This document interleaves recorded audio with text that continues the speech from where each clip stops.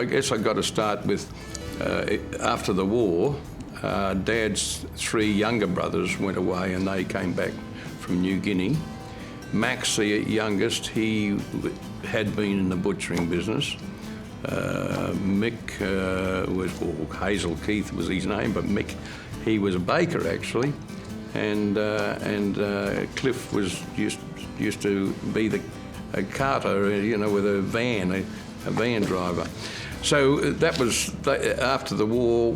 The boys had no work, so Dad bought a butcher shop at Bennett's Road in Camp Hill there, and Max ran that while Dad was still managing the other business, and in the meantime Dad had bought a half interest in a butcher shop at Gladstone Road. I mean, I've got to say, my dad, that's Sid, he had a flair for business, even though he was not highly educated. He had a real flair for business. I believe Dad would have made a success in any business he'd gone into because he just had that entrepreneurial flair.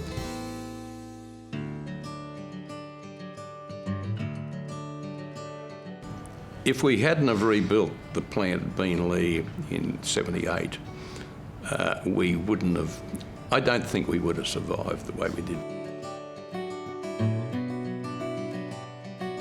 What happened, we followed Swift and Borthwick's, and they were the first two companies to send chilled beef into Japan.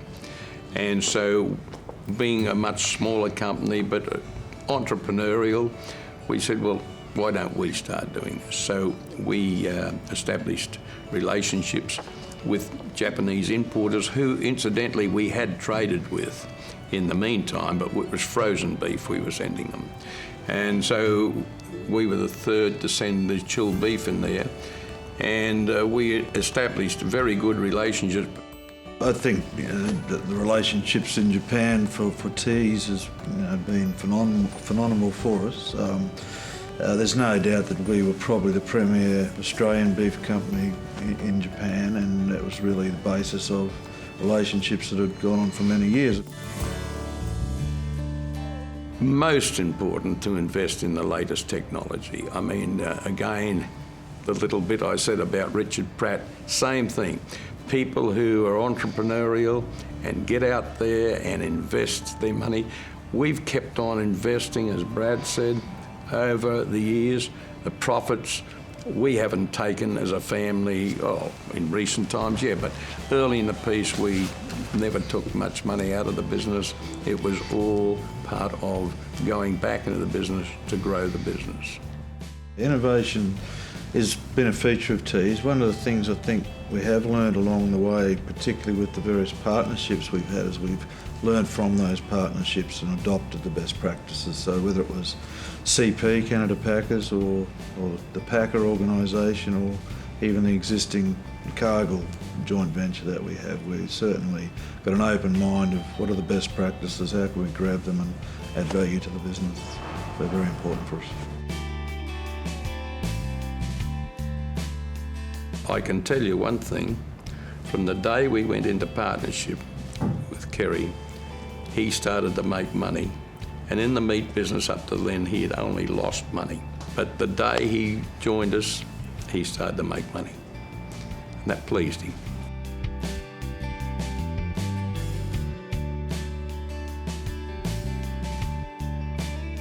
We spent a lot of time teaching English language skills.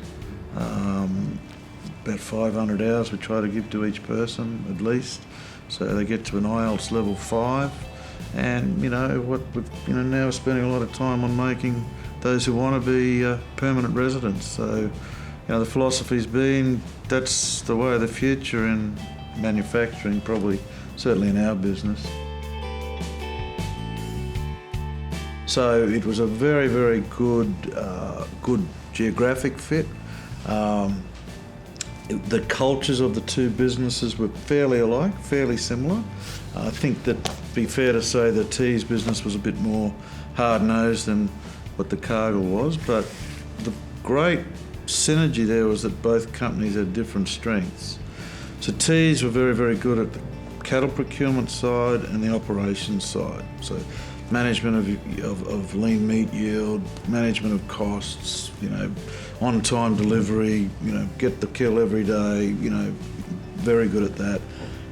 Cargill were very good in, there's some really, really good practices in HR and in marketing. They were very, very good in marketing, how they, developed customers and created very, very good customer relationships. So together the two businesses, would come together and be better than the two separate.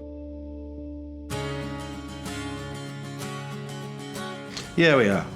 Because we know in our business you can go from the top to the bottom pretty quickly, just depending on weather conditions and the supply of cattle and market access or disease in Australia. There's a lot of things that can set you in a spin pretty quickly. So, 20 or 30 or 40% debt can become 80 or 90 pretty quickly in our game. Even though, Dad only went to school till he was 15, grade 10, he was wise beyond his education, that's for sure. And as he says of his father, I'm pretty sure whatever he turned his hand at, he could have been successful. I guess around when we had the plant going at Beenleigh at about 1954 or something like that, we were doing 300 cattle a week at Beenleigh, and that was our only operation. And today we are processing 32,000 cattle a week. So it's gone from 300 to 32,000. And our turnover today is somewhere in the vicinity of $2.5 billion. I think there's a great future for Australia, particularly being so close to the Asian markets. Now, it's not going to happen overnight, but there is a great future there. And Brad was saying to me, he believes that in the next 10 years, we won't be able to supply the amount of meat that China will want to take.